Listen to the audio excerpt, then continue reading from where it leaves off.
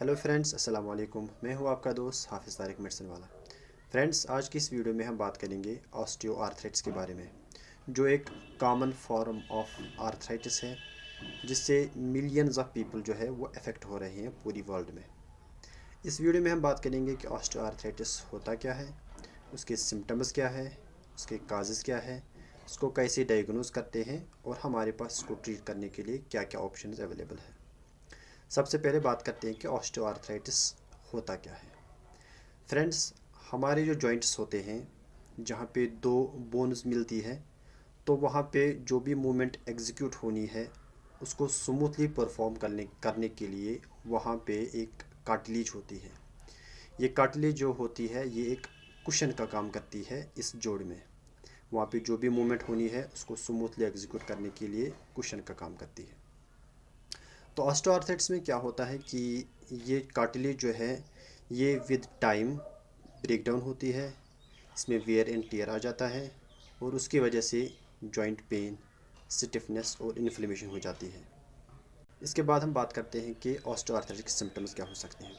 Osteoarthritis के symptom जो होते हैं उनमें pain, stiffness, swelling, decrease range of motion. With time ये सारे सिम्टम जो होते हैं वर्सन हो जाते हैं, क्योंकि ऑस्टियोआर्थराइटिस एक प्रोग्रेसिव डिजीज़ है।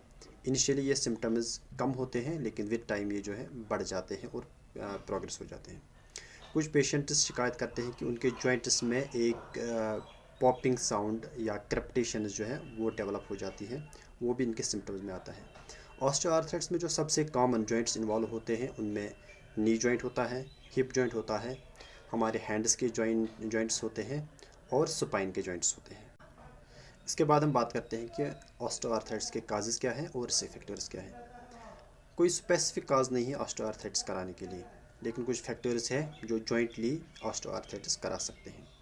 उसमें सबसे इम्पॉर्टेंट है एज, उसके बाद ओवरवेट और ओबेसिटी, उसके बाद जॉइंट इंजरी और उसके बाद जेनेटिक्स।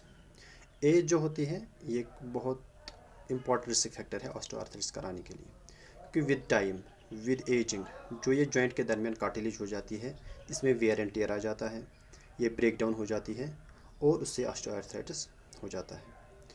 उसके बाद ओबेसिटी और बीइंग ओवरवेट। देखिए, जो हमारे वेट बियरिंग जॉइंट्स हैं उन पे जब ज़्यादा वेट बढ़ जाता है, ज़्यादा प्रेशर पड़ जाता है, तो उनमें वेयर एंड टियर जो है वो फास्ट हो सकती है, जल्दी हो सकती है। सो those people who are overweight or who are obese, they are at higher risk to develop osteoarthritis. उसके बाद जॉइंट इंजरी। कभी कोई माइनर इंजरी होती है या फ्रैक्चर होता है या डिसलोकेशन होती है जॉइंट पे, तो ऐसी इंजरीज जो है विद टाइम जब वहाँ पे हीलिंग हो जाती है तो ये हीलिंग जो है फाइनली कार्टिलेज डैमेज करा सकता है और ऑस्टियोआर्थराइटिस को जन्म दे सकता है। और उसके बाद जेनेटिक्स। कुछ पेशेंट जो होते हैं वो जेनेटिकली ससेप्टेबल होते हैं ऑस्टियोआर्थराइटिस होने के लिए।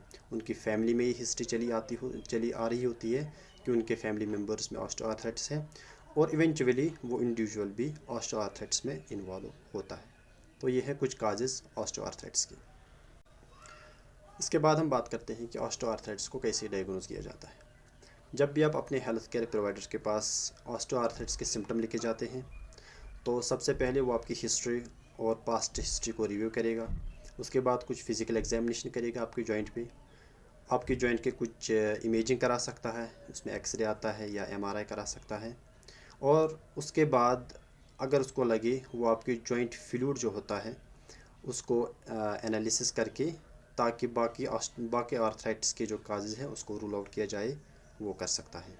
तो इस तरीके से ऑस्टियोआर्थराइटिस की डायग्नोसिस होती है। इसके बाद हम बात करते हैं कि ऑस्टियोआर्थराइटिस को ट्रीट करने के लिए क्या क्या ट्रीटमेंट ऑप्शंस हैं। सबसे पहले बात करते हैं नॉन सर्जिकल ट्रीटमेंट ऑप्शंस। अगर ऑस्टियोआर्थराइटिस माइल्ड या मॉडरेट हो तो नॉन सर्जिकल ट्रीटमेंट ऑप्शन जो है वो इफेक्टिव रहते हैं। उसमें lifestyle changes like muscle strengthening exercises और वेट रिडक्शन का काफ़ी इंपॉर्टेंट रोल है। इसके साथ साथ फिजियोथेरेपी का काफ़ी इंपॉर्टेंट रोल रहता है ऑस्टियोआर्थराइटिस को ट्रीट करने के लिए।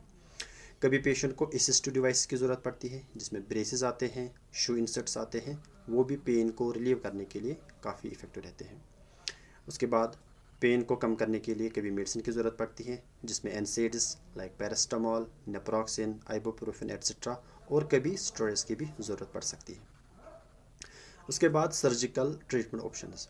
अगर ऑस्टियोआर्थराइटिस सीवियर हो तो उसमें नॉन सर्जिकल ऑप्शंस इफ़ेक्टिव नहीं होते, पेशेंट को फाइनली सर्जरी के लिए जाना पड़ता है। सर्जरी जो है उसमें क्या होता है, जॉइंट रिप्लेसमेंट सर्जरीज होती है, जिसमें डैमेज्ड जॉइंट जो है उसको निकाल के उसकी जगह आर्टिफिशियल जॉइंट जो है वो लगाते हैं। इससे पेन भी रिलीव हो जाती है और जो रेंज ऑफ मोशन जो है वो भी इम्प्रूव हो जाती है। इसके बाद हम बात करते हैं प्रिवेंशन ऑफ ऑस्टियोआर्थराइटिस। देखा जाए तो there is no sure way to prevent osteoarthritis. However कुछ चीज़ें हम जब अडॉप्ट करते हैं तो उससे ऑस्टियोआर्थराइटिस डिले हो सकता है या कम्प्लीटली अवॉइड हो सकता है। उसमें है आपका मेंटेनिंग हेल्दी वेट। आपको एक अच्छा वेट, एक बैलेंस वेट जो है वो मेंटेन करना है। Second, regular exercises. जो रेगुलर एक्सरसाइज करता है उसको ऑस्टियोआर्थराइटिस होने के कम चांसेस रहते हैं। उसके बाद we should avoid joint injuries. Joint injuries हमें अवॉइड करनी चाहिए अपने लाइफ में। इंजरीज़ नहीं होंगी तो ऑस्टियोआर्थराइटिस भी डिले हो सकता है। ये कुछ प्रिवेंटिव स्ट्रेटजीज़ हैं जिनको हम अपनी लाइफ में अप्लाई कर सकते हैं। तो ये थी कुछ इन्फॉर्मेशन ऑस्टियोआर्थराइटिस के बारे में। होप आपने एंजॉय किया होगा, कुछ इन्फॉर्मेशन मिली होगी। नेक्स्ट वीडियो तक अल्लाह हाफिज़, टेक केयर।